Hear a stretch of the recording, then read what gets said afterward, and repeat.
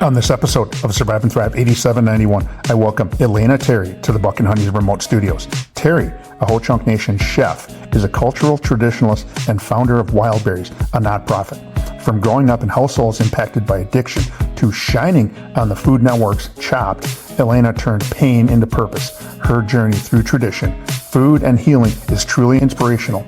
This will be a good one. Here we go. Good morning, good afternoon, good evening. What is up wherever you are, whatever you are doing? I hope you're having a great day. Welcome to another episode of Survive and Thrive 8791. I'm your host, Coach Decora. We are in the Buck and Honey's remote studios on the east side of our great capital city of Madison, Wisconsin. You can listen to the podcast on Spotify, Apple Music, iHeartRadio, and YouTube at Survive and Thrive 8791. You can follow the podcast on Facebook at Survive and Thrive 8791, the podcast. Don't forget to hit that subscribe or follow button wherever you listen to the show. Leave me a comment if you liked what you heard. If there's a topic or you know a guest who would love to tell their story, email me at tdecora@gmail.com. Glad you could join us today. Our mission is to share stories and conversations that make you cry, laugh, and think, stimulating emotions, creating laughter, and inspiring the mind. A new episode will air on Monday and Thursday featuring a wide range of guests. The podcast will touch on many subjects such as grief, loss of a loved one, recovery, professional setback, mental illness, recovery, success despite challenges, etc. Our guests will share how they learn to survive and thrive. This is where we get into the episode and guest intro, and I'm looking at my superb guest today, Elena T. According to the internet, and the internet is always right, correct, Elena? Yes. Yes. She says yes, yes, yes. Well, if you're in my house, I don't need the internet. I don't need Google. I don't need Alexa. I have my wife, and she's always right. So happy wife, happy life. According to an AI, artificial intelligence overview, the odds of getting on the Food Network are difficult to quantify precisely, as it depends on many factors, including culinary skills, personality, and the specific show you're applying for. But my guest did just that, which is so cool. I'm a huge Food Network guy, by the way. So today I welcome Elena Terry to the Buck and Honey's remote studios. Raised in Willowbrook, Illinois, Elena attended Hinsdale South High School, located just southwest of Chicago, and is a proud Hornet. After graduating from high school, Elena would take her talents to Southern Illinois University in Carbondale, Illinois, and she's a Saluki, and graduate with a degree in political science and philosophy.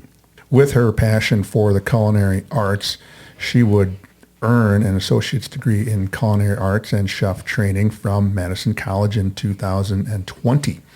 Today, I'm so glad you could join us. Elena Terry, what is up?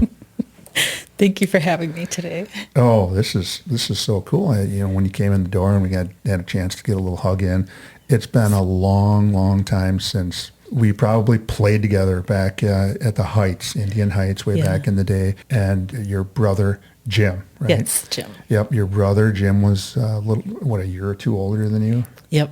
So, we played football together, and you were always running around, and you were one of the little ones. So it was that was long time ago. So our connection, it's been a long time since we've chatted, but I've been following your career, kind of pulling for you, and we are both card-carrying members of the Ho-Chunk Nation. What's been happening this spring? The spring has been really busy. We've had the pleasure of cooking for a lot of the college powwows, and we were at Founders Day powwow. We just got back from a long run of supporting our friends in Oneida at Unkwakwa with a community distribution. It's been really busy, but very rewarding. We've had a lot of activities for the Wild Berries crew. Wild Berries crew, which we'll get into in a little bit. Mm-hmm. With summer right around the corner, what do you look forward to in the summer? This summer, I'm looking forward to a break. Doing I get to nothing. take a little bit of a rest and kind of be off grid with my family in South Dakota, and I'm really looking forward to that. By the way, how was the drive down from Baraboo? Is it, you were coming south. Most people at this time of year are going north to the Dells. How was the traffic on the way here? The traffic wasn't too bad on my way down, but I'm not super looking forward to the drive back. No, I think you'll be okay though. Right around this time, everybody's already up there, but you might have to take the back roads. I might be sidetracked by one or two garage sales along the way. Oh boy, you sound like my Kunika Lillian. Yes. We could not go anywhere without pulling over at a yard sale, One of my idols. rummage sale. Yeah. Yes. Holy cow, pulling over. It took what should have taken back in the day, coming from Baraboo or Reedsburg back to the Dells, which should have taken 20 minutes to half an hour, usually took about 2 hours because we always had to pull over. Yeah. All right, before we get to your story, I need to talk about our sponsor. Our sponsor, Buck and Honey's Restaurants, are a place that people can't escape to. For me, it's a great escape from cooking dinner, and this goes without saying. Do you like cooking? Absolutely. Absolutely. With their great food and drink menu, 5-star customer service, and a welcoming and vibrant atmosphere, people keep coming back. With locations in Sun Prairie, Monona, Wanakee, and Mount Horeb, most communities in the Dane County area, and that's around Madison, Wisconsin, our great capital city, can get to a Buck and Honey's within 10 to 15 minutes. And this is where I do a little drum roll. And I've got my sports desk here is very acoustically sound. Have you been to Buck and Honey's? I have not been to Buck and Honey's yet, but I don't also, it's not that I only enjoy cooking. I love to eat. So I'm looking forward to being able to go. Yes, and as we talked off air, the owner, Tom, is from the Dells. He's a graduate. I got to figure this out, but he's going to be on the podcast in a couple of weeks because he's one of the sponsors. And those of you that can see, B&H is one of the sponsors, and he's from the Dells, and I've been eating their pizza since the same recipe since about the mid '80s. So good stuff. But they got all kinds of other great things as well. So if you're in the area, shoot me a call. I owe you a dinner. I will take you up on that. Yes, you will. On the podcast, our guests follow the format for sharing their story like this. In segment 1, we talk about what was it like. So we'll talk about Elena's history, what happened to get her on the podcast, which is the Food Network we talked about. But there's some things that happened in between the last time you and I interacted, and your path and your journey and your story is a very cool one and inspiring. In segment 2, we continue to talk about what happened and get into what it's like, and Elena will share her 5 suggestions that have allowed her to thrive all this time. So segment 1, you grew up in Willowbrook, Illinois. What was life like growing up in Willowbrook? It was, I really enjoyed my childhood. We spent a lot of time with my grandparents, and my parents got divorced at a very young age. I think I was like 4 or 5 when they were divorced. And in 1980, it was like unheard of for the kids to be placed with the father. But my mom had immediately remarried, and the stability at that time was with my dad. And so we were raised living with my dad and having regular visitation with my mom. It was enjoyable for me because my dad was a musician. He was a professional musician. So for us on the weekends that we were with my dad, we would be able to go downtown to Grant Park to the Blues Festival or the Jazz Festival. And were you guys roadies? Kind of. We were probably my brother Jim, who's a little older than me. Yeah. We would load our bikes. My dad would put our bikes on the back of his truck, and then he would play. He worked at Chess Records. He was a studio musician, but he also was a member of the Chicago Federation of Musicians for his entire career. So everybody knew my dad. And we would be the kids that were like wildly riding our bikes down the stairs at the fountain while my dad was playing. But it was a different time back then. And for me, it was like beautiful. It was like, what a blessing to be able to have those memories. I was going to say, I mean, you dare not do that now. I mean, if your parent worked and last thing you're going to load up is a bike, and your dad's going to go work, and hey, you know what, we're going to go and ride around Chicago for a little while, or Grant Park. Absolutely not. I mean, they might load up a chain and chain you and make sure you don't leave and go anywhere. Completely different time. Hinsdale High School, Darien, Illinois, class of 1993, and you're a proud Hornet. What were you involved in high school? I played softball for a couple years. I really enjoyed ceramics and cooking. So Hinsdale South offered up to I mean, I remember I took cake decorating as a senior, and it actually was like building wedding cakes. So it wasn't just like a pass class, but it was something that you had to meet all of these qualifications to get to. And I absolutely loved it. We also had a lot of diversity. There was incorporated into our school support for individuals who were hearing impaired. So it was a really neat place to be at. And I felt very supported. As a senior, I was able to go to Russia on an international trip just to experience something different. Good stuff. After high school, you would take your talents to Southern Illinois University in Carbondale, way down there. And are you a proud Saluki? I am. You are. And I'm sure you're probably wondering, how does he know about the Saluki? So what was the lure to Carbondale in Southern Illinois? Have you ever been there? I have not been there. I did have a guest that graduated from there, though, many, many moons ago. It's beautiful. There's a lake on campus. There's a forest on campus. They're really big on horticulture and agriculture. The campus is beautiful. It was the farthest away from Chicago for me, so it was the most diverse experience I could have, I guess. And it was the first time I had left home and just done something on my own. Like my brother was already at Western. I had a lot of friends that went to college around the city of Chicago. Sure. But for me, it was just like maybe a handful of people that I knew were going to Carbondale. So it was just an experience that I really appreciated was mine, and that's what I wanted to do. Make your own footprint, sounds like. Yeah. You earned a degree in political science and philosophy. What kinds of work were you involved? Actually, what pushed you toward that particular degree? Let me see. Well, my grandmother was an amazing person, Alberta Day. I would agree. Yeah.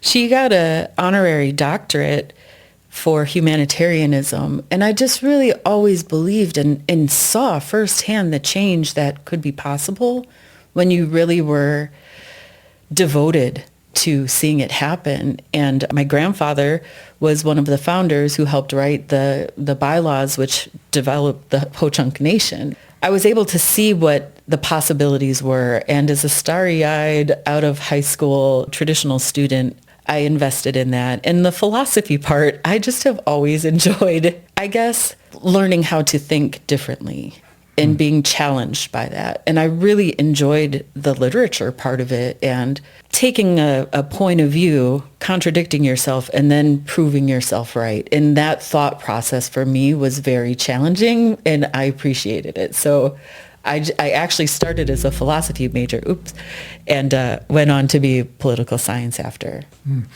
It's one thing that you never know when you're growing up and playing football at Alberta and Richard's house and in the yard and in front of, and you just don't have I didn't have any concept of, I knew who they were. I'd see your grandpa at the racetrack all the time, and then it takes until my 30s, 40s, and even 50s to find out the work that they did for the Ho-Chunk Nation, in particular the Dells area, but then it extends far from there, but how they were so well respected in the community. And it's just so good to know that, hey, I used to play in their yard way back in the day.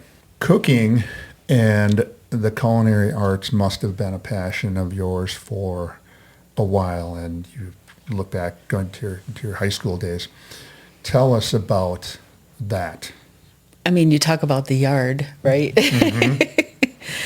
My grandmother lived next door to my great-grandma and my other grandma. So at my great-grandmother's house, there was a level area where there was a fire pit. And I had just some of my best memories where I felt the most cared for in my entire life have been around that fire. Cooking with either my grandmas or my moms, or just sometimes having a fire and visiting around there. Like that space was, for me, a place where I've truly felt cared for and supported and nurtured. And it always made sense to me, my great-grandmother passed when I was really young, and I have memories of her out there. Impactful memories of her. And the one thing I can think of as you're telling me, I can smell the smoke right now, and I can feel the heat and the cold on my back. But then I think about the number of belly aching, face hurts, laughing, and the storytelling that used to go on as well. Yeah, and the lessons that were shared and however you wanted to receive them in that moment, knowing that like if I revisit this conversation, it's going to mean something completely different in 10 years. It was the way we traditionally taught. And I think I've always appreciated that for me, when, maybe others were out doing certain things, I always loved being around my grandmothers in those spaces. And it wasn't exclusive to Wisconsin Dells or being Ho-Chunk. Like my grandmother Terry on my father's side was a very skilled and trained chef also.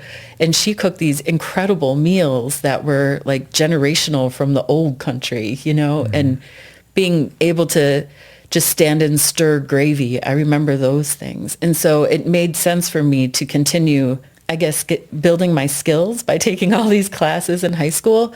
But for me at that time, it was always like, surprisingly enough, it was my grandpa Terry who didn't graduate high school, who was not provided an option for education. So it was always like, you have to do this for yourself, because once you get your education, nobody can take that away from you. You will always have it. So it was encouraged, and in culinary arts, I guess, was not a viable option at that time. So I went to the university and was doing that, but it never stopped being a significant part of my life. My mouth was watering when you said gravy. I caught everything else you were saying, but my mouth was watering when you said gravy. Yeah. I'm that guy that can eat gravy out of an old shoe. Yeah. And it's got to be good gravy. You would eventually attend Madison College, formerly MATC. That's what I remember it as, but I also do know it as Madison College, and receive an associate's degree in culinary arts and chef training. What was that like? The one thing I do know about Madison College is that they do have these classes where they bring in people to sample the food. I've never done it before. I need to do it. Yeah, you do. Anyway, go ahead. I'm going to shut my yapper and let you talk about that. That came from, I had been back in the restaurant industry for probably about a decade again. And every time I got a job, I would be like compromising or negotiating the amount of time I could be in a kitchen with, okay, I'm willing to be your front of house supervisor if I can have 2 days in the kitchen or something. And I was working at the spa, and I had the chef, and every time I had those kitchen days, he would put himself on the schedule, and it would just be the two of us. So he would cook everything, and I would wash the dishes for him. And I remember having an argument with him before I resigned from my position there, and I said, I just need to go to culinary school because people like you are constantly questioning my dedication to what I want to do. I took this job to be better, not to be your dishwasher. And he was like, well, then just go do it. And I was like, bet then, and I left that job and I applied for school, and I was like, let's do it. Yeah. But I had spoken it, and I felt like if I didn't do it, it wasn't even I'm going to show you, but it would be like, this is what you want to do. You don't want to be questioned anymore. This is the space you want to exist in. And yes, am I capable of running a front of house? Clearly I can do it, but I want to be in the kitchen. That's the space I want to be at. And I think more than anything, it was like proving to myself that not only did I deserve to be there, but what a great opportunity to further my skills and to better my own self with my abilities. Like, yeah, sometimes I look at my accolades and I'm like, wow, I can say that I did that, because again, going back to that lesson from my grandfather, it was an investment I was making in myself. So it was later in life a little intimidating, but walking through those doors was so welcoming. I still am very involved with the college and help with the culinary arts board and show up to those tastings you talk about, because I want them to see the impact of culinary school. And maybe it isn't for everybody, and I don't think it should be a requirement, nor does it give everybody the qualification to be a chef. But it does say that you have committed to learn your craft. And for me, it was just the beginning of how can I better or fine-tune these skills, or I still can learn this and be better at this, or, it was just the beginning. And to this day, they are still very supportive of me and my career. Because our listeners want to hear how this all turns out in the Food Network stuff, there's some things that you went through to get to that point that we also want to talk about. But I got to talk about the sponsor one more time. Buck and Honey's has been with the Survive and Thrive 8791 crew since the beginning, with 4 locations in the Madison area. One is always near. People ask, why Buck and Honey's? Owner Tom Anderson places a high priority on the mental health of his employees. He has a mental health professional available for them should they need support. I don't know how many businesses go above and beyond their EAP, Employee Assistance Program, but Buck and Honey's does. After just a short time in the professional world, Elena Terry's passion for cooking kicks in, and she takes the leap of faith to focus on a career in the culinary arts. That passion lands her on the Food Network show Chopped in 2023. Elena Terry is here to share her story of what it took to get there, and it was a up and down roller coaster ride like a lot of people have to get to the pinnacle of really food TV, the Food Network. She hopes that her story inspires someone wanting to take the leap of faith and become an executive chef. So please stay tuned. Don't change that dial. You're not going to want to miss segment 2 of Survive and Thrive 8791. We will be back. If you, a loved one, or someone you know is experiencing a physical, mental, or emotional crisis, there is help and resources out there. Contact NAMI, the National Alliance on Mental Illness Helpline, at 1-800-950-6264. This is a free service providing information, resource referrals, and support to people living with a mental illness, their family, providers, and the public. United Way 211 is available 24/7, 365, and offers free confidential assistance. They connect people with the local programs and services that can help. Dial 211. Emergency Crisis Services, dial 911. The Suicide Prevention Lifeline, dial 988. To connect via web, chat, visit suicidepreventionlifeline.org. Along with those numbers, there is help. You just need to say 3 words. I need help. Now, back to the show. We are back. Welcome back to segment 2 of Survive and Thrive 8791. I'm your host, Coach Tim Decora. The podcast is where I feature guests who share their story in hopes of helping others who may be struggling with what life throws at them. Elena Terry is here to share her story about how she took the leap of faith to pursue her passion, becoming a chef. But along the way, she had some trying times, and she has come out in the end. She's checked the Thrive box. She's also checked the Survive box as well. So we're going to talk about that. She hopes her story will help others who might be in a similar situation to survive and thrive, just like she has so far. Segment 2. Since the show has a mental health component to it, did you experience any anxiety dealing with the unknown or depression, thinking about what life was going to be like pursuing your passion? And maybe did that anxiety or depression start somewhere? And maybe it started when you were younger. Yeah, I think I've lived with depression and anxiety more extremely in certain times during my life, but I think I've always had it as, like on my shoulders. And I think some of the anxiety came from being an adult child of an alcoholic. And not only was like the parent I lived with an alcoholic, my mother, her partner, it was something that we had to be exposed to, and everything that comes with that uncertainty. You say the word trauma because you don't really want to constantly be reliving the things that happen, but anybody who has had to endure through a loved one suffering through addiction, they know what the span of that word can encompass in those situations. And for us as children, I think at a young age, anxiety just came with that. Like I was constantly worried about my parents. And then it was a depression thinking that this all could somehow be my fault, or what is my ownership in this situation? As a child, you don't understand the adult aspect of things. During those times of mental struggles, what were you doing to get through those times?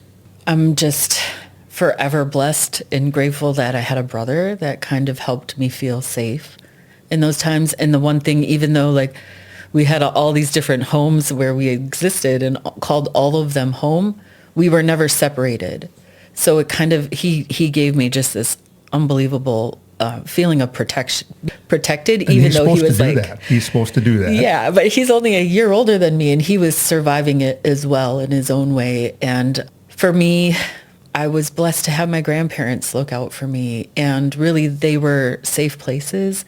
Did you ever at some point along the line confide in a school counselor, a teacher, a friend, a mentor about what was going on in your life, in your home life? No, not really, because it at the time, when we're talking 80s, it would jeopardize my dad, raising us. And I knew even as a child, he was doing the best that he could. Mm-hmm. And there were times when I did talk to my grandparents about it, and, in defense of their children, which they should be doing, they would oftentimes make excuses or just like kind of comfort me, but I felt cared for in those spaces. So I don't want to be like it was just kind of a way of life, but it wasn't something where I dwelled, like I wasn't given the privilege of dwelling in it. It was like, you are living this, and nobody is without problems, and like, buck up kind of thing. You talked about, praying on it and meditating on it, and all of a sudden things started to feel better. Talk about that. I had an older brother who passed away from leukemia when I was 3. You might have remembered Tony from the... My guy. So I've talked about Tony a lot.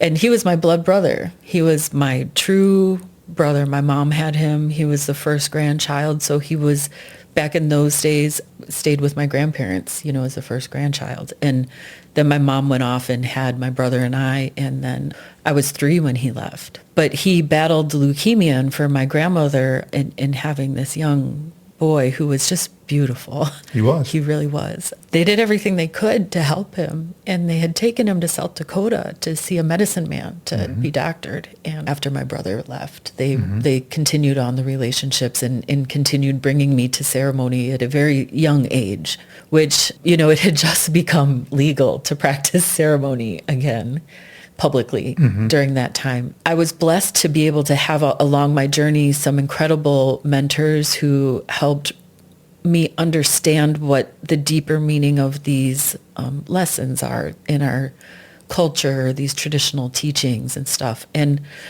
I relied heavily on that throughout my life, just for the grounding and for the, support and the belief beyond myself when I really needed it. And there were times, yes, in high school especially, because in these situations when you're feeling like you have to survive, and they were survival situations many times where it was like, I don't know if I'm going to make it to tomorrow, that having the faith in these teachings that I knew were not exclusive to me, but these were things that my grandparents had learned from their grandparents, and that it has made it through all of this time, that I have to believe in them.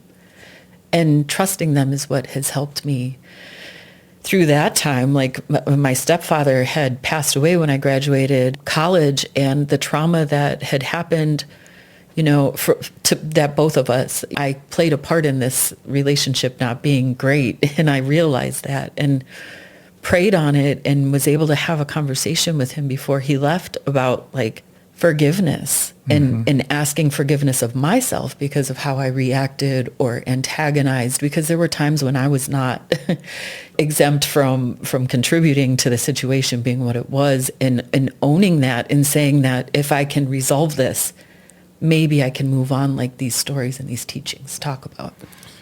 You leave the professional world. I mean, you weren't in it very long. And then you start working with some of the Ho-Chunk Nation youth.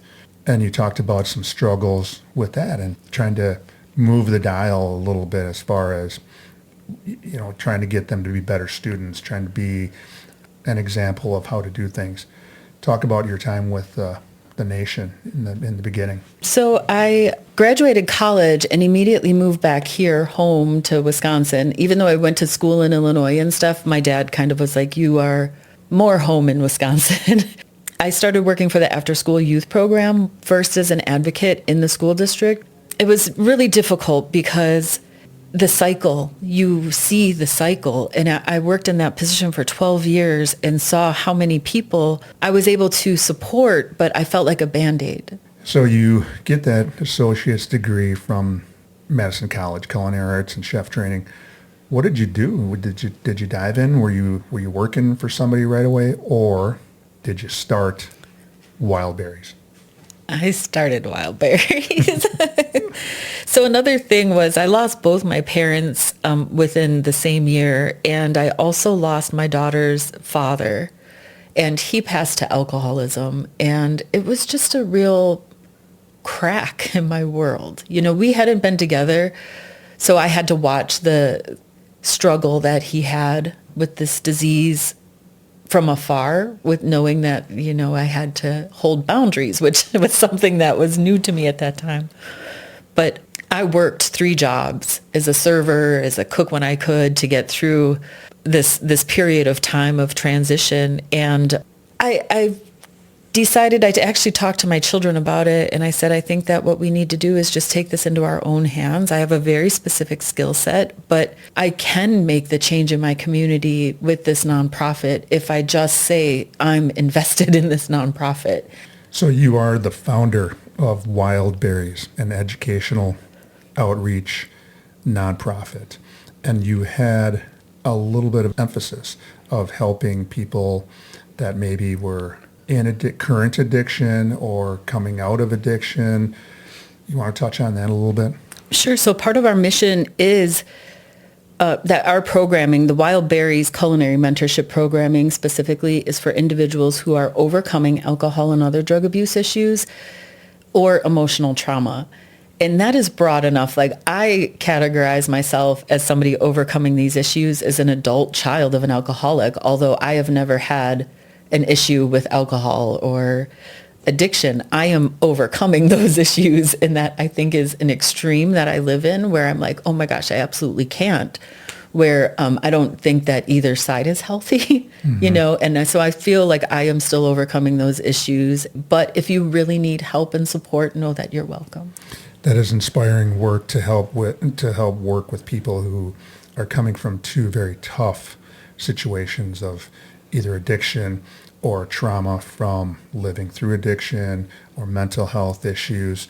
But I want to get moving on to, and it's not the important stuff of your appearance on the podcast today, because what you shared is going to be so beneficial and helpful for people. But there might be that small group of people like myself that would love to get on the Food Network.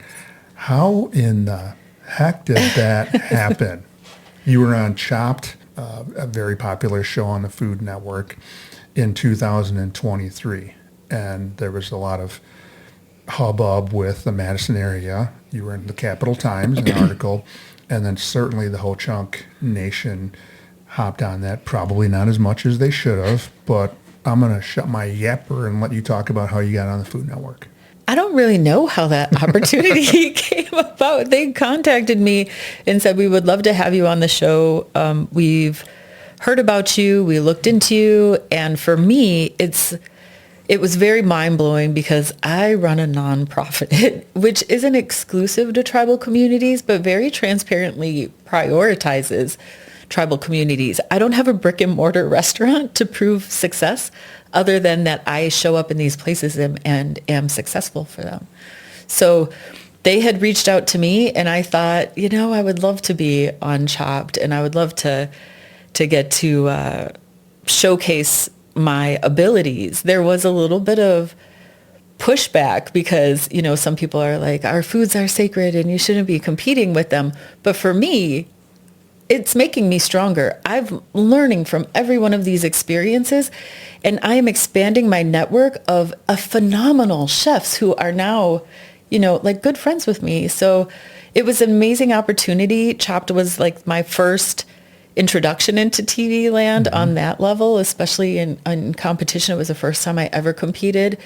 And I think at the end of it, I just had to sit back and say criticisms, successes, places I could have shine differently or could have done differently. All in all, like, I am a ho-chunk woman that just competed on national television, and I'm considered, like, I deserve to be there, and owning that and saying, like, I deserve to be there and to do it and to have fun with it without all of the other reverb that I got.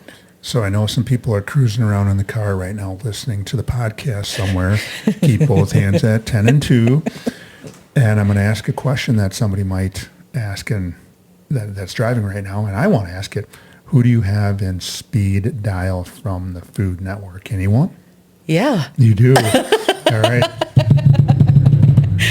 I mean, as Chef Voltaggio, I say it all the time. I can't believe if I needed to, I could reach out to him, Michael Voltaggio, because I watched him from Top Chef. I've been following his career. To me, he is the top competitive chef in his passion for what he does, his ability, his technique, his knowledge. And then I got to be on his team for Barbecue Brawl. He was my captain. And talk about a transformative and learning experience. Like, that was phenomenal being able to be on that show, because it wasn't a half-hour show. It was several weeks of the show and interaction. And I feel like, I'm not going to spoil it, but I made it really far for myself on this show, and I was really proud of myself for what I did. But more than anything, I came back with a different level of confidence and belief in what I'm capable of doing. And we were all pulling for you as well. We were unstoppable. Unstoppable. All right. Besides your appearance on the Food Network, you've done some very cool things. And I'm going to give you like 15, 20 seconds to just rattle off. I'm going to give you the thing, and then you talk about them just real quickly. Okay. And these are the Smithsonian. Yes, I've been at they call it Living Religion, and they put a stage up for culinary, and I was able to be the presenter for that stage, and then be able to go back and be the foodways presenter last year, focusing on indigeneity. I was at the Smithsonian, and in particular the Native American or indigenous one. I don't remember exactly, in February, and it was so cool. Yes. James Beard Foundation. The James Beard Foundation. Oh, boy. I actually wore my sweatshirt today that I did. got at the Chef Boot Camp, which I participated in. I'm also a Legacy Network mentor. I was part of the pilot program, which is a culinary mentorship program for BIPOC culinarians. So I actually worked with the Texas Tribal Bison Project as my direct mentee in that program, but have had an incredible opportunity to bring some of my mentees in and cook at Platform by James Beard Foundation at the Good Food for Good Gala. It was... I can't speak highly enough about the foundation, and my participation is primarily with programming and just what they do to help chefs across the country. BBQ Brawl. Barbecue Brawl! I brawled it out with the Let's barbecuers. go. But with that, I think it's the most amazing thing was being recognized by Bobby Flay as one of the top live fire chefs in the country, or the top pit masters, because it's not something that I really toot very much until I was on Barbecue Brawl. And then to just be recognized for that skill that I've really been building since, outside with my great grandma. Is this the hand that you used to shake Bobby Flay's hand? Yes. You haven't washed it since. Top Chef on Bravo. Top Chef, what an honor to be invited to be a judge for the Indigenous Challenge on Top Chef. It was the first time that they really had anything exclusive like that. So I worked with Chef Sean Sherman, the sous chef, on curating a really neat pantry for them where they didn't go shopping anywhere other than our pantry. And we were able to cook for them and have time to interact and answer questions about our food with the top chefs in the country. So I was also invited back to be a guest diner on the semifinals, which was just like mind-blowing for me to be invited back. Not only was I on my own episode, but I held myself and represented and deserved another shot at sitting at that table. So what an honor it was to be a participating, judge and diner on Top Chef. And then most recently, I just saw on your Facebook, you posted something about Taproot. Go ahead. Yes. So the culinary, it's like the Alliance for California's Traditional Arts has a fellowship called Taproot, and I was invited to apply, nominated to apply, and 25 traditional artists from across the country were selected. 2 of us are chefs. So they acknowledge that not only am I a chef on a certain level and a traditional knowledge holder, but they also are recognizing that chefs are culinary artists, which doesn't usually happen. We're usually the service providers and in the back and not necessarily always celebrated for our contribution to the food system, but they did. And it's been so transformative for me to think of myself differently. Okay. Got to ask, before we get to your 5 suggestions for surviving and thriving, I've got to ask this question. What are your favorite dishes to make? Top 3, starting with number 3. Bison tomahawk. Bison tomahawk. Okay.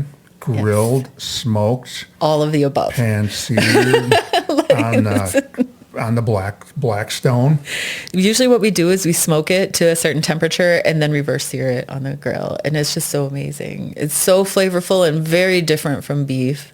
My mouth is watering. Yeah, like it should be thinking of it. So big pats of butter on there.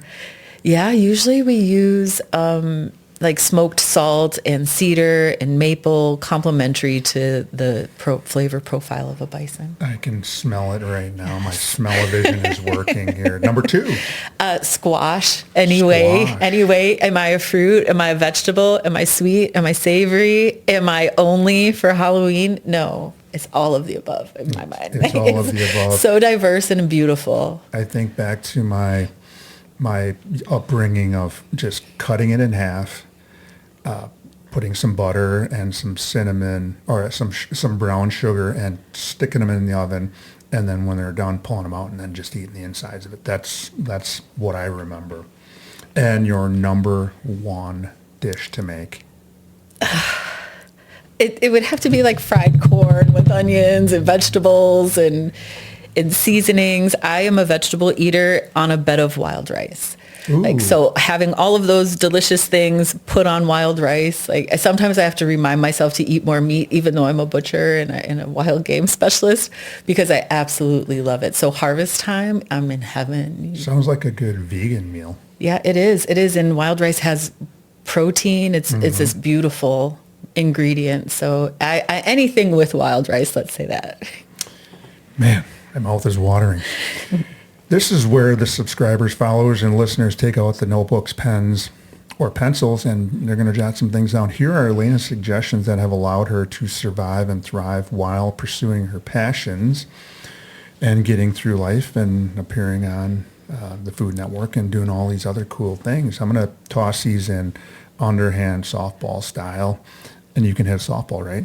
Yes, of course. Maybe I'll windmill. I think that's probably where we played the most given Yes, the little bit of difference, but we always yep. were able to go to the softball field. So I'm gonna bring these in windmill style, and I'll Okay. say go ahead and hit that.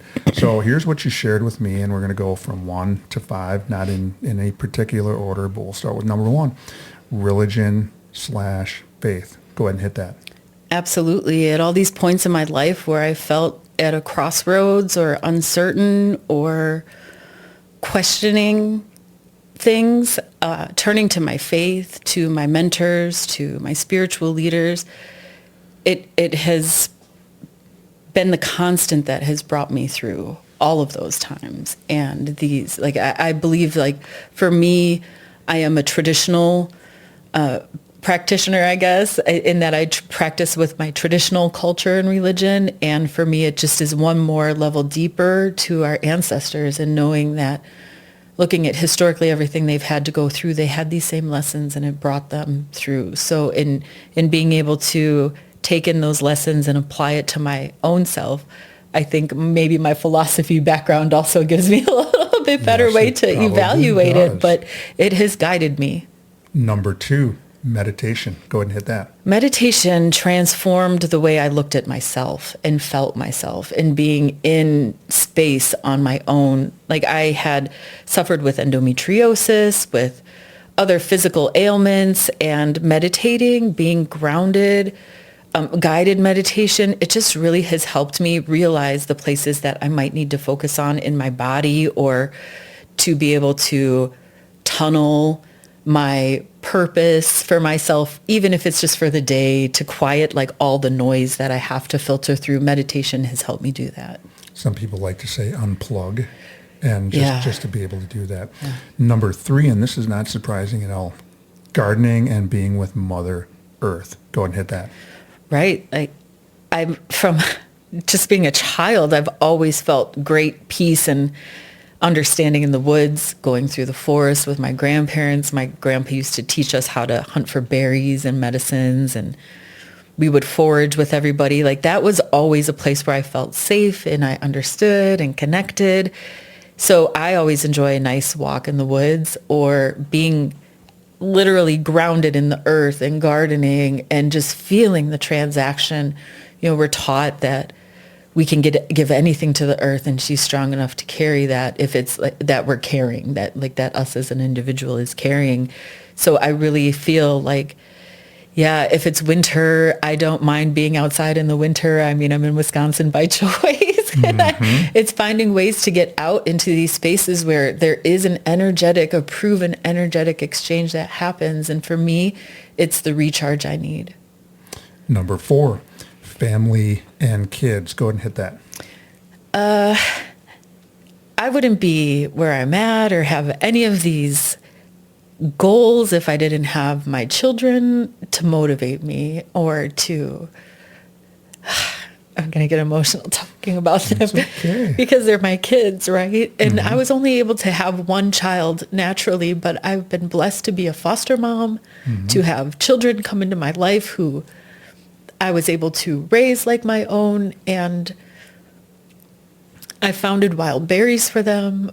They drive me to be a cycle breaker, to make change in my life, to be a better me for them, you know, to lead a good example. So they're my everything, are my kids. But I wouldn't be here also if I didn't have, say, my brother is my protector in this just like beautiful spirit who has no problem telling me when I'm wrong or celebrating me when I'm right, you know. And I've been blessed to have these grandmothers that believed in me enough and trusted me enough to give me so much knowledge that I would receive it with a responsibility to continue that knowledge on. So my family has been everything. You're talking about people that I hold near and dear to my heart as well, because they, you know, we come from a different time back in the 70s and early 80s of where everybody looked after you and everybody wasn't afraid to get after you and put you in line. And I remember Grandma Alberta and Grandpa Richard Day putting me in my place and everybody, we were raised by a community back then. Yeah. And that's what I love about where we grew up. Number 5, hope. Go ahead and hit that. Hope drives me because I think about them and I think about, like, today, what can I do to be a good ancestor? What am I leaving for my great-grandchildren whom I may not meet?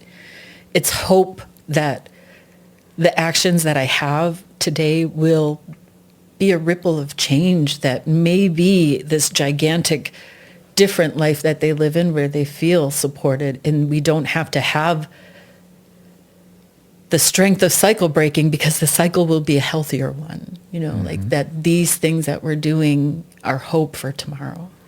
By you being on this podcast and by me talking with you today, our great grandchildren and great great grandchildren are going to be able to go to this digital footprint, and that's kind of why that's one of my missions was to give everybody a digital footprint or a platform that doesn't have this opportunity, and they're going to be able to go back and say, hey, we've got Kunika or Grandma Elena, and let's hear her talk. And she's with this knucklehead, Coach Decora, who made her cry a little bit today. But they knew each other from way back when, and we did. So, Indian Heights. Yeah, Indian Heights.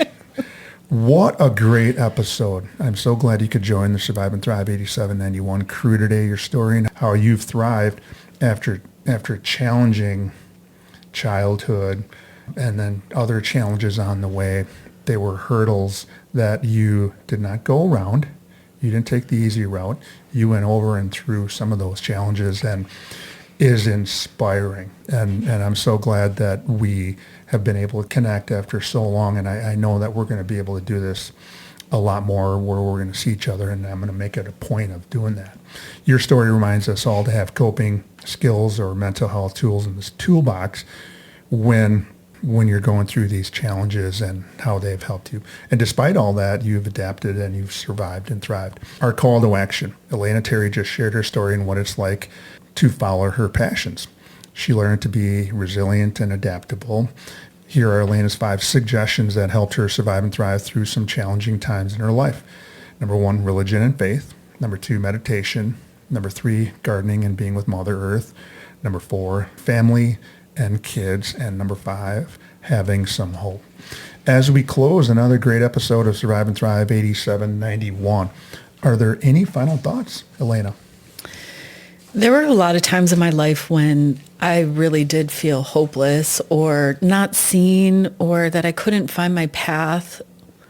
And I know we talked about it earlier, but I just want people to hear that today, like this Elena today that's sitting here with you, Tim, is so grateful that that other Elena made it through, that she found her way, and that she trusted the journey, that she had people to lift her up and brush her off along the way. Like, she fought so hard so I could be here today.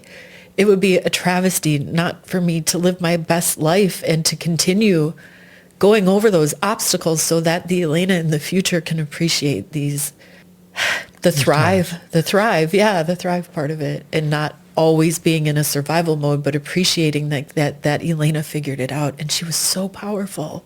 Mm-hmm. She got me here today. I was going to say, I've had an opportunity to share my life experiences with high school kids, certainly the kids I've worked with. And if I run into a teenage young woman or in her early 20s, and she feels like she's struggling and maybe doesn't have much hope, I'm going to tell her to listen to podcast number 71. Elena Terry's podcast, who's can inspire you and has walked the same path that you're on right now. And then sometimes that's hard, because when I'm talking to people that are struggling, they're in it.